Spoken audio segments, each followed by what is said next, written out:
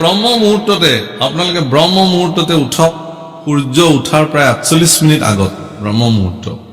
সেই ব্ৰহ্ম মুহূৰ্ততে উঠিব লাগে সেই ব্ৰহ্ম মুহূৰ্ততে স্নান কৰি পেলাই সূৰ্যৰ কিৰণ পৃথিৱীত পৰাৰ লগে লগে বাহিৰত খালি গায়ে ওলাব লাগে পাৰিলে কাৰণ তেতিয়া যেটো সূৰ্যৰ ৰশ্মি শৰীৰত পৰে সেইখিনি সময়ত আসলতে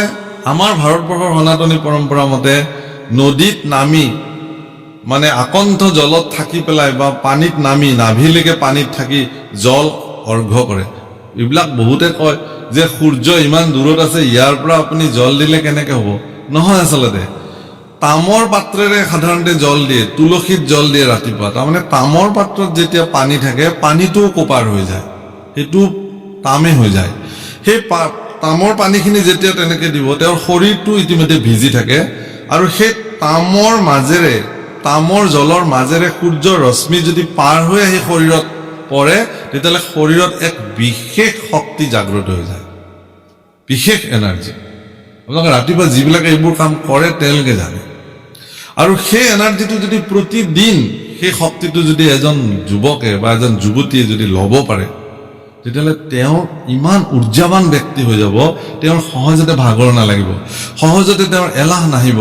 যিকোনো কাম নকৰাৰ মনোবৃত্তি তেওঁৰ নাহিব তেওঁ সদায় ধনাত্মক দৃষ্টিৰে থাকিব পজিটিভ ঊৰ্জাৰে তেওঁ জীয়াই থাকিব পাৰিব এইবিলাক শাস্ত্ৰৰ বিশ্বাস সেইকাৰণে সনাতন ধৰ্ম খুব বিজ্ঞান ভিত্তিক তুলসী সম্পূৰ্ণ 24 ঘণ্টা অক্সিজেন দিয়ে সেই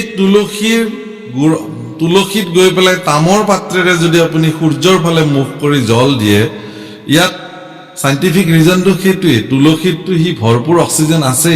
ইফালে সূৰ্যৰ হেঙুলি কিৰণ ইফালে তামৰ পাত্ৰৰ তামযুক্ত পানী আপোনাৰ শৰীৰ তেতিয়াও ভিজি আছে স্নান কৰি আহিছে তাৰ পিছত আপোনাৰ শৰীৰত যেটো এনাৰ্জি